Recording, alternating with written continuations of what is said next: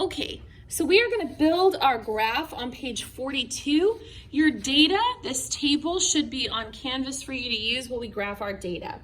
If you have graph paper, that's amazing. Use some of that. We're going to make a graph that fills this top half of the page. So you'll notice that I've divided the page in half so that I have room to do my questions on the bottom. I'm going to build my graph on top. So the first thing I want to do is I want to put a title for this graph. And I'm going to have the frequency be my y-axis and the wavelength be my x. Okay, because wavelength is my independent variable. So we're always going to do dependent versus independent. So this is going to be frequency versus wavelength. Okay, we are going to put wavelength on the bottom, and that is in meters. We are going to put frequency on the y-axis, and that is in hertz, which is a per second. Okay, then I'm going to draw my axis. And remember, you want to leave a little bit of space so you have room to put your numbers.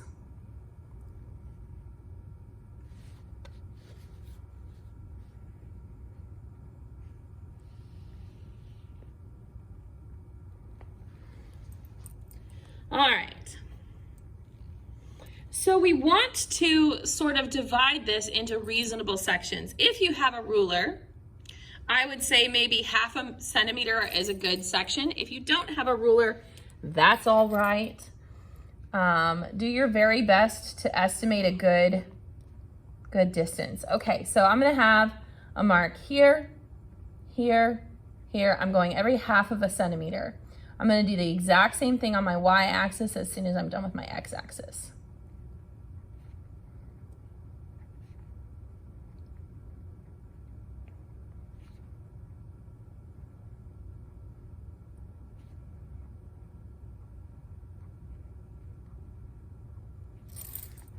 Okay.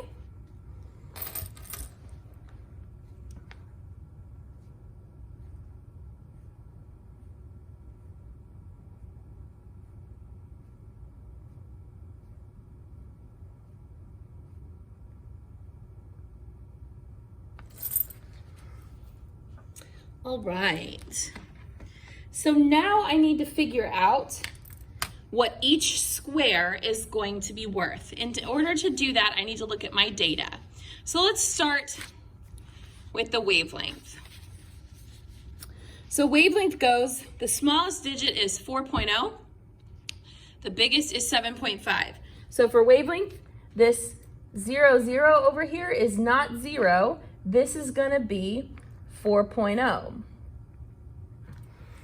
Okay, so that spot where the x and the y meet is 4.0 meters on the x-axis.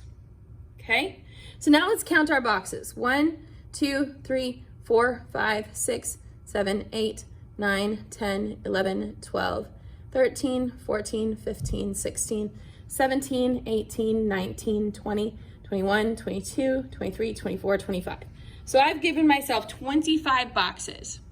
So my biggest data point is 7.5. I'm going to subtract 4.0. So 7.5 minus 4.0 gives me 3.5. Then I'm going to divide that by the number of boxes. I have 25 boxes. So each line is going to be 0.14. Now that's going to get squishy. So I'm going to multiply that by 2, and I'm going to go every 2 boxes. So every 2 boxes is going to be 0.28. So starting at 4.0, we're going to add 0.28. So this second line is 4.28.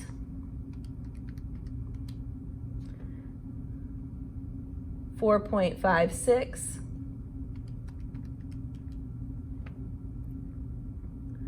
$4.84,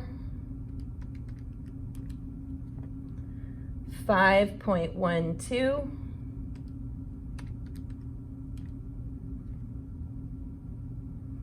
5.4,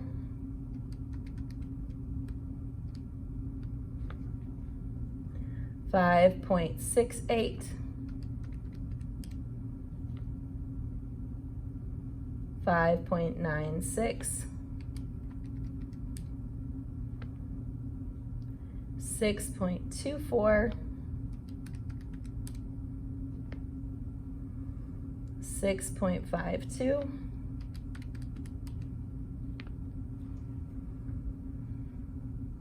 6.8,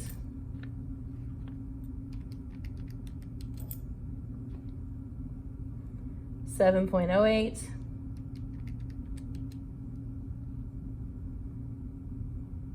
7.36.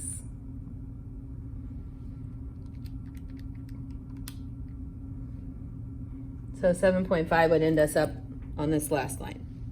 All right, we're going to do that exact same thing for the frequency axis.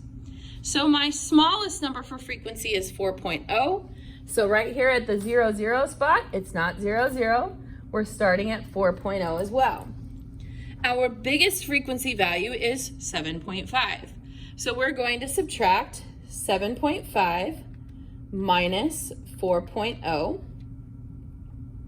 Then we're going to divide this by the number of boxes. So let's see how many boxes we have. We have 1, 2, 3, 4, 5, 6, 7, 8, 9, 10, 11, 12, 13, 14, 15, 16, 17. So I'm going to divide that by 17 boxes. This gets me a very messy number of 0.20588. We're going to call that 0.21. So we're going to take 0.21, we're going to multiply that by 2, so we have 0.42. So we're going to start at 4.0 and we're going to add 0.21.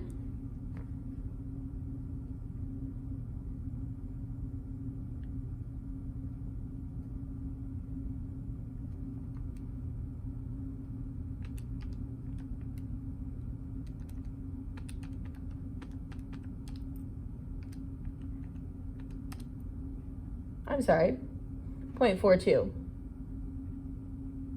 So this is going to be 4.42. We're going to add 0.42. So we can go by every other box. So 4.84 plus 0.42. That's 5.26 plus 0.42. 5.68, 6.1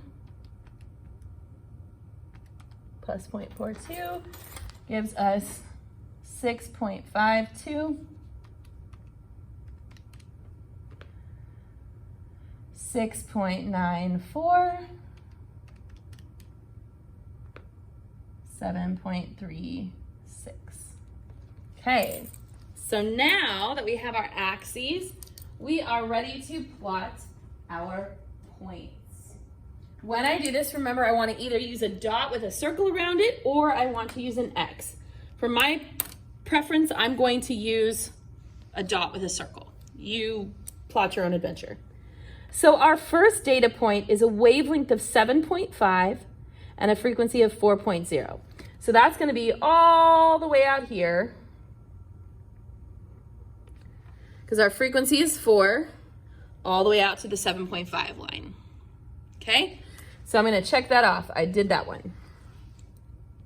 All right, my next data point is a wavelength of 6.25, which is going to be almost right smack on this line, but a frequency of 4.8, which is up here-ish.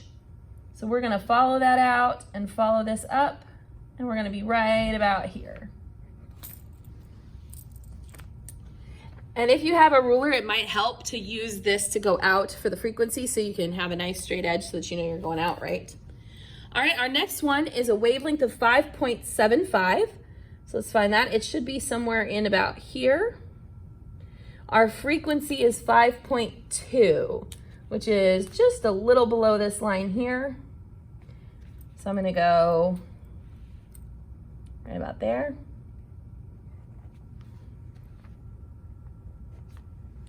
Then we have a wavelength of 5.25, which is going to be right around here, and a frequency of 5.7, which is going to be right about there.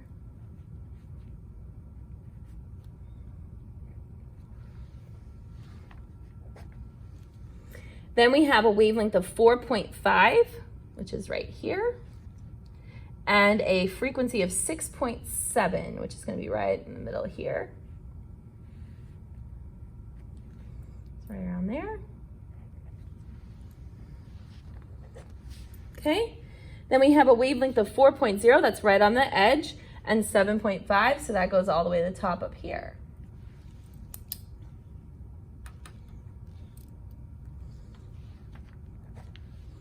So now we've plotted all of our points.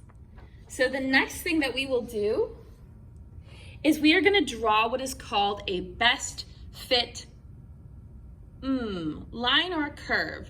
Does this look like it's a straight line or more of a curve? This looks like more of a curve to me. Okay, now a nice straight line you can draw with a nice ruler, but with a curve you're gonna have to kind of freehand it. All right, so to do that, what I like to do is turn my paper so that my curve is in line with the bend of my elbow.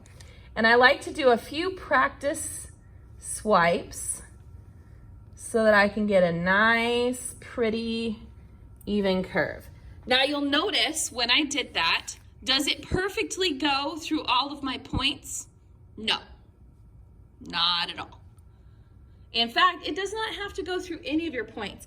What we mean by best fit is that it's kind of in the middle of all of the points. It's sort of a perfect midsection right through the middle of the points.